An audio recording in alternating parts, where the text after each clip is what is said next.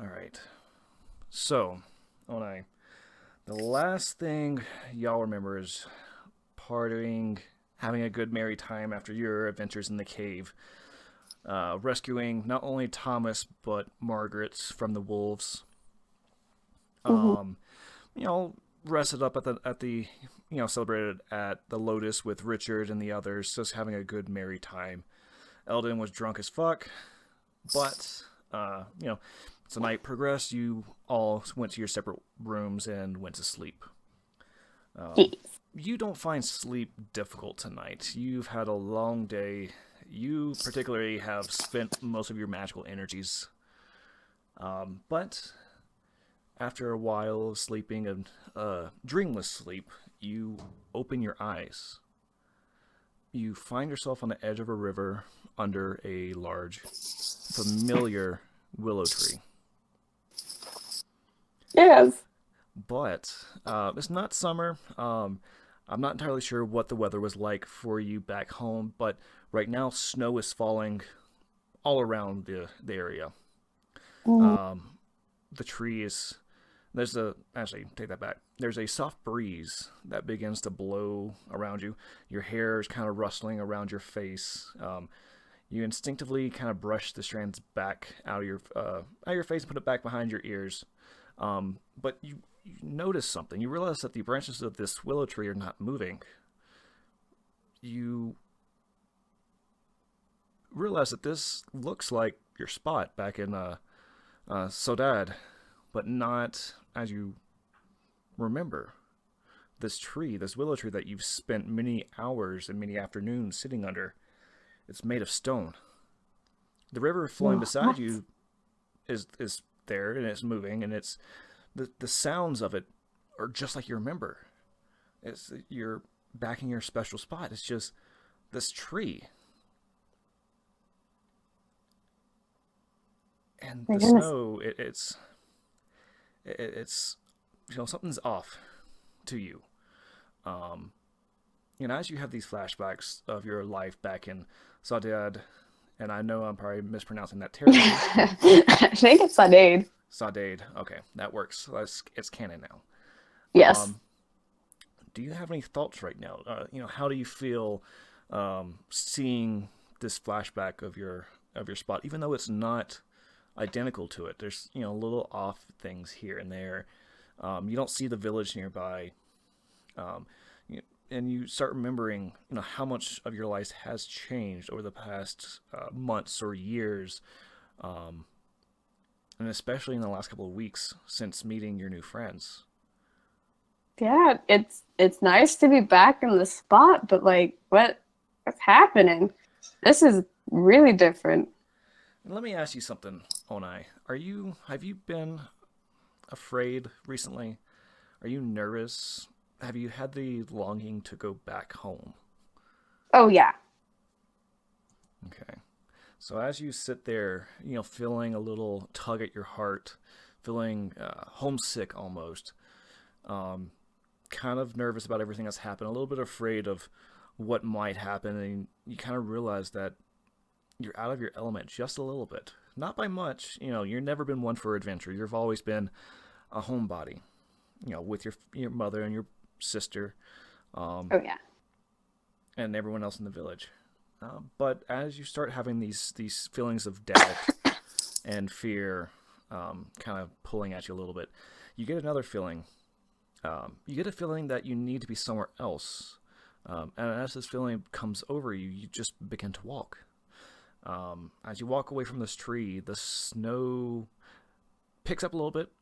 It starts increasing, and at this point, it's about at your knees. Mm. You move from the tree to through a small meadow, and then you come up to a forest, and you start walking. You start realizing that these trees, they look just like the willow tree. They're made of stone. This is odd. It is. Um, do you try to change direction, or do you allow this tug to pull at you? Not allowed to pull. Okay. Um, as you start walking through this stone tree, this forest, you start seeing something. You start seeing names on these trees. You don't recognize the names right away, but then subtly you start seeing grave markers start springing up in place of these trees. And you look back, and the forest is still there, but as you move forward, you just see gravestone after gravestone after gravestone. And you start reading these names, curious. You recognize them. You realize these are the names of all those who've died from the plague from your home village. Oh no! And you recognize these names. You've memorized this list, as has everyone in your village. Oh but my goodness! You have a feeling, you think, I survived, and you kind of have a sense of responsibility to carry their names forward, to stay alive, to make sure they're not forgotten. Oh yeah. But as you pass through this graveyard, you recognize there's one name that you never came across. No. You never came across your father's name. And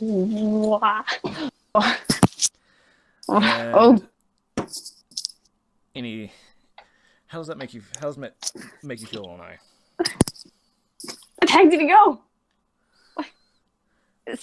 That's the most important person. Like, and he's not there. Where is he?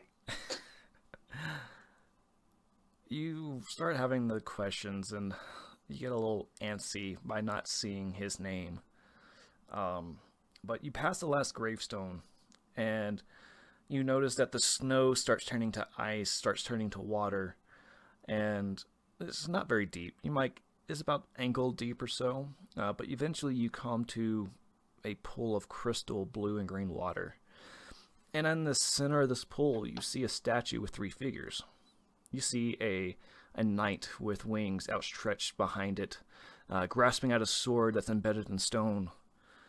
You see a massive man that stands beside him, brandishing a massive sword in one hand, and his other hand is raised, and giving what you can consider as a 1-finger salute, with a force of what looks like magical energy coming out of said finger. You also see a slender woman.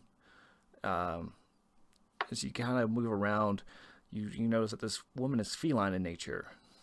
You see her fists pressed together in a defensive stance, but you see a stone depiction, a whirl of water swirling around her, and crackles of stone electricity kind of surrounding her as well. The 3 are standing in a partial circle, but it looks like there's room for one more statue. You spend a few minutes walking around this, trying to figure out what's going on. You can't really get closer because the water starts getting a little too deep for you. Do you have any thoughts right now? What's going through your mind? What? Basically, just like, what's going on here? What is this? Do you recognize these statues? Do they look familiar to you? I think so. But I think so. I kind of got thrown off and like, cat ink? Question mark?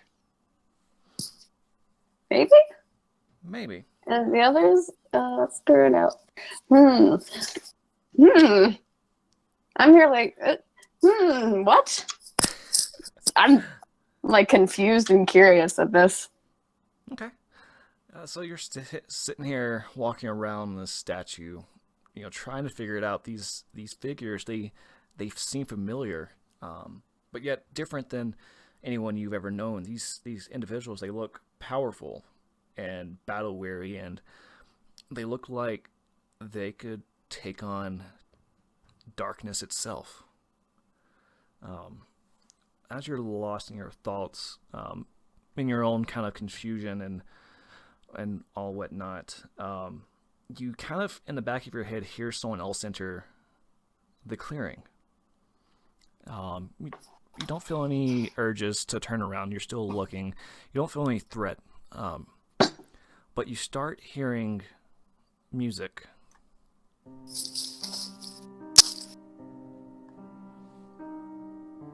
Somehow there's a piano playing.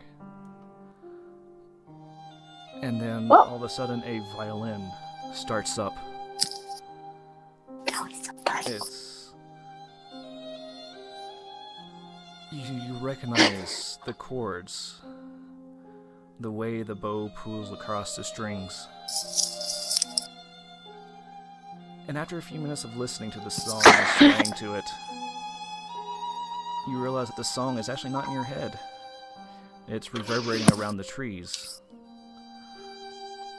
And you quickly turn around and see the face of your father, Aaron. Oh boy. You watch him, though. Let me actually turn this down just a little bit. You watch him move, his eyes closed. Something seems different. He's not the father that you remember. He looks younger. He opens his eyes, and you see something in his eyes that are a little bit more wild. Not like the eyes of your father, but after watching him for a little bit, and you start noticing the same joy and tenderness that you remember your father having. And his song comes to a crescendo and fades. As he lowers the violin, you see it just simply vanish. And he addresses you. "Oh, my little Pitch. How I missed you. Come, play with me. Show me how much you've grown." I will. Yes. Well, I'm glad to see you're not afraid. I'm not. So, my dear, how have you been? I've been good. I left the village though. I expected you to. That little village, honestly, people were surprised I stayed as long as I did. They were glad you did though. They loved your music. They loved it so much that when you're gone, they didn't want to hear it. Well, that's a shame, because I was hoping that they would take your music and rejoice and not despair anymore. I was hoping that too. Oh, but, death has a funny way of changing people. It's strange. I never thought it could change so much. Oh, it can change a lot. And, Onai, you see his eyes kind of look a little sad. It's like, I never got around to tell you about my life before the war too much. I know I've told you about Featherfall, but there's so much that you don't know, Onai. My little Pitch. Is there any way I can learn? I don't know if I have enough time to tell you right now, because our time together in this place, in this glade, it is limited, but there are those out there that know the truth. I'm sure you've already met. If you've left, I'm sure you've headed north to Rhine's Heart. Mm-hmm. Kind of where it all began. Sounds like it. So, have you met my friend? Sybil? Yes. Mm-hmm. She doesn't even know about a lot of the things that's occurred. I kept her in the dark. I needed someone to keep me grounded. This was before I met your mother, mind you. But maybe you two can work together and learn more. But if not, fret not. Keep on remembering the happy memories of me that you have. Of course. Do you have any questions, my dear? Do you have any concerns? Because I know I can tell you've already been through a lot. I don't. I'm sure I have questions. They're just not there right now. I don't know what to ask. He kind of smiles and laughs a little bit, and your father walks over to you and kind of wraps you in a hug, and he kind of just whispers down to you, said, "You have to be brave and strong, little one. If not for me, then do it for your mother and your sister. I will. I need you to protect them in my stead. Because I am sadly dead.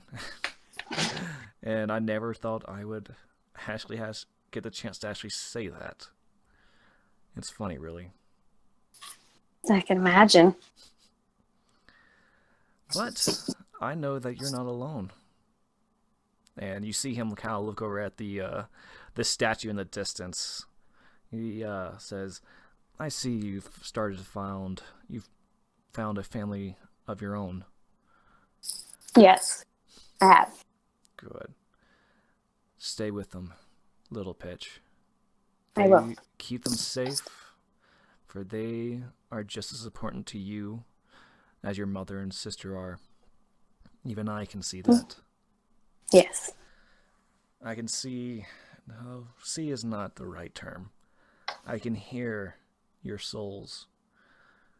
You're starting to harmonize, starting to mix to become your own symphony. Onai, you must use your strengths, your voice, your music, your charisma. That might be what saves them all. I will. And he steps back from you a little bit. Your hands are both outstretched, and his hands drop from you, and he clutches more instruments, and you hear music play again.